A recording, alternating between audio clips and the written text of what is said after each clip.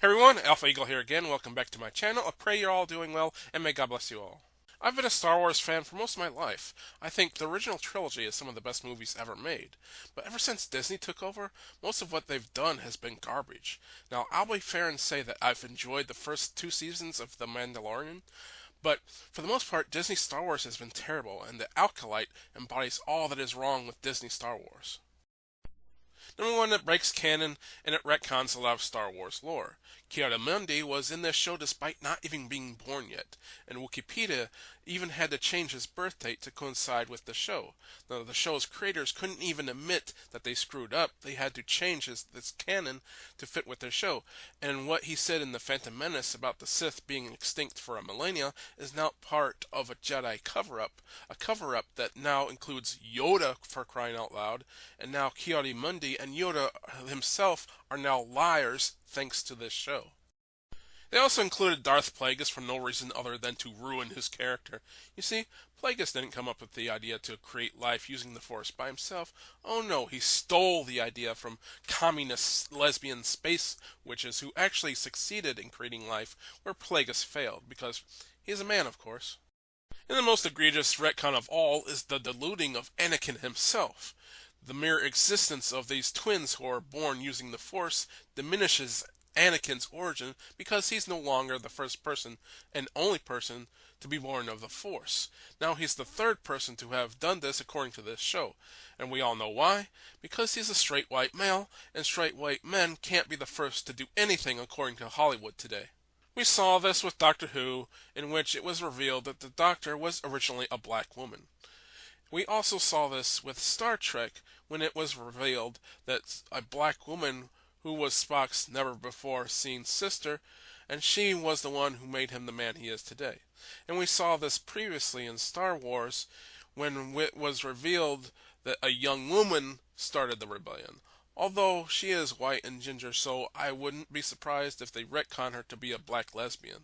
Breaking canon is nothing new for Disney Star Wars, as the Obi-Wan series had Obi-Wan break his oath to protect Luke to go save Leia, since Bail Organa is incompetent. So, Leia is the first one to have an adventure with Obi-Wan, even though it's shown that Luke took his death much harder than Leia despite Leia knowing him longer. Again, why did they do this? Because Luke is a straight white male. Another example of Disney Star Wars breaking canon is the sequels, in which Rey defeats Palpatine even though he is blown up in the second Death Star. Again, why? Because Luke is a straight white male. Pandering.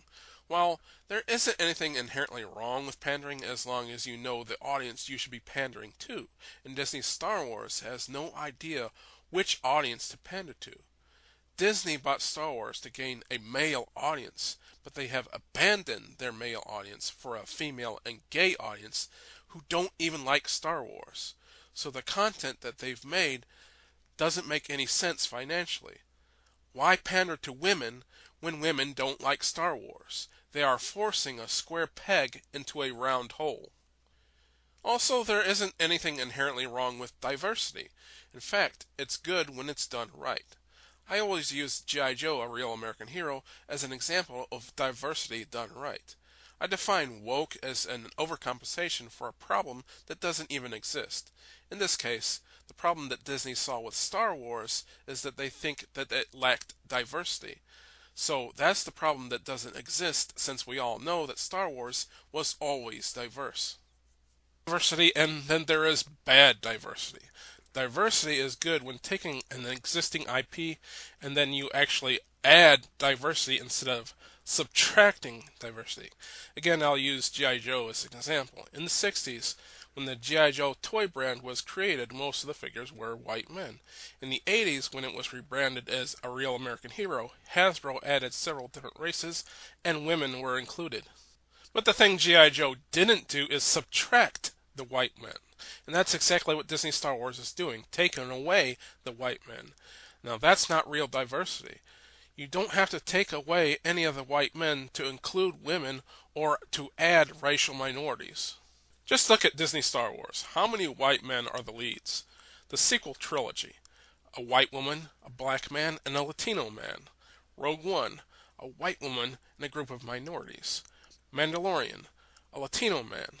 Book of Boba Fett, an Aboriginal man, Ahsoka, a black woman actress, Andor, a Latino man, and so on.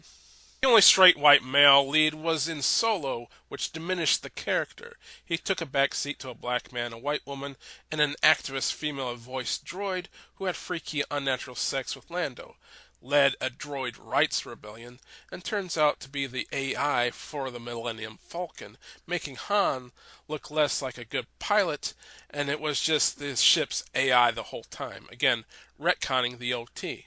Oh, and the person who began the rebellion was, of course, a young woman. Some might say, well, there are white men in the Acolyte. Sure, but they are minor characters who are devoid of any masculinity. So it seems that Disney's goal isn't to add diverse characters, but to subtract straight white men and diminish them as characters. The Acolyte is literally the South Park meme brought to life. Kennedy, the linguine and clam sauce. Excuse me. I believe I asked you to put a chick in this and make her gay. Yes, the chef was a little confused what you meant by that. Means put a chick in the linguine and make her fucking gay! And I want it lame! Results of bad diversity in real life. Hiring people to fill a diversity quota can get people killed. Quickly, I'd like to mention Basil, the non-binary beaver creature. First, non-binary isn't real. Second, this series is supposed to take place in the past. If they used non-binary pronouns in the past, how come they don't use non-binary pronouns in the OT, which would be their future? Third, this dates the series, and Star Wars is supposed to be timeless. This brings me to the worst thing that is wrong with Disney Star Wars. Number 3, the lack of morality. The original trilogy and the prequels are morality tales. It's a story of how Anakin fell to the dark side and how his son Luke tried to bring him back to the light. With well-defined sides of good and evil. The Jedi and Rebellion are good, and the Sith and the Empire are evil. And Disney Star Wars ruined this concept, literally saying that there is no good or evil in Star Wars.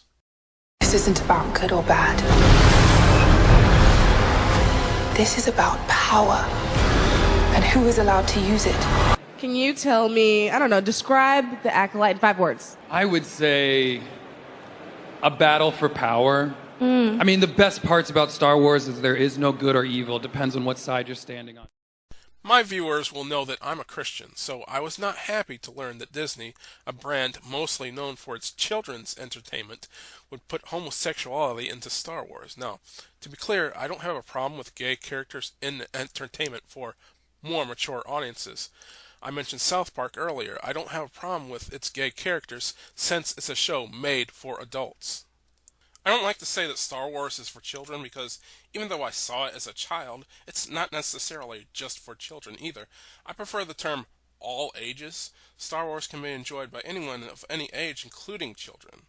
And I don't think that homosexuality is appropriate for children. And this isn't the only time that Disney Star Wars has pushed homosexuality on the children. There was that very brief lesbian kiss in The Rise of Skywalker, but that still counts as pushing homosexuality onto children. Sure, there'll be people out there who'll say, well, Star Wars has people getting their limbs cut off, and it has Princess Leia in her slave outfit, and they'll ask, do you think that's more appropriate for children than homosexuality? And I'll say, yes. Yes, it is. Homosexuality is way less appropriate for children than people getting decapitated or women in slave outfits. That's just my opinion. Deal with it. This promotes a lot of sin. Homosexuality is just one of them. Practicing witchcraft is another. And yes, I know that witches have existed in Star Wars before. The difference being that I'm pretty sure that the other witches in Star Wars have been portrayed as evil, whereas in this show, the witches are made to seem somewhat sympathetic. They should be shown as evil and nothing else. I also happen to notice that one of the, quote, mothers has horns. This is done to look demonic on purpose, and yes, I know that she's supposed to be the same race as Darth Maul. He was also purposely made to look demonic. I remember seeing The Phantom Menace for the 3rd time in the theater. When they showed Darth Maul for the first time, a boy with Down syndrome shouted, "It's the devil!" So Darth Maul was definitely intended to look demonic. Again, the difference being that Darth Maul was portrayed as pure evil, while the witches are intended to be portrayed as sympathetic. They tried to make the Jedi look evil in this series, and it's obvious that it's because the Jedi represent Christianity, and Hollywood hates Christianity. Leslie Headland is a lesbian and therefore a sinner according to Christianity, and instead of simply accepting that she's a sinner and asking God for forgiveness, instead she tries to reverse things and makes Christians look evil. And this clip says everything the show thinks about Christianity. I think the Jedi are a massive system of unchecked power, posing as a religion. A delusional cult that claims to control the uncontrollable. We don't control the Force. Not the Force. Your emotions. You project an image of goodness and restraint. But it's only a matter of time before one of you snaps. And when, not if that happens, who will be strong enough to stop him? So clearly Disney Star Wars hates Christians. Which brings me to number 4. They hate the fans. Disney is constantly attacking the fans. We're called toxic, racist, sexist, homophobic, and all the usual fan hate. If you're one of these people who say, well, they're just talking about you guys and not us. We're the good fans, and they're not talking about us. You're the toxic ones. Well, then you don't realize that Disney is using you as interference. Do you know the concept of divide and conquer? Disney is dividing the fans in order to distract from their poor content. If the fans can unite against Disney, we could actually get quality Star Wars content. But oh no, the fans on the left would rather keep the fandom divided so they can virtue signal and pat themselves on the back and claim themselves to be one of the good ones. What is the first rule of customer service? The customer is always right. So say, hypothetically, that there are racist, sexist fans out there. Well, the best way to deal with them is to ignore them. It doesn't matter if there might be sexist, racist fans. Disney needs to shut up, don't take sides, and just make content. They shouldn't be attacking fans, even if they might be sexist or racist according to them, because fans are their customers, and Disney should just sit back, listen, kiss the customer's ass if they want us to buy their product. Quickly, I like to mention Amandla Stenberg's diss track. It again was just hating on the fans and the customers. It must be amazing to be a rich biracial woman. You have all the privilege of being rich while simultaneously being able to play the victim, all because of your mixed race. That's about it for this video. I'm Alpha Eagle. God bless you for watching. God bless America. And I pray that Disney Star Wars stops doing the 4 things that I mentioned, but they won't.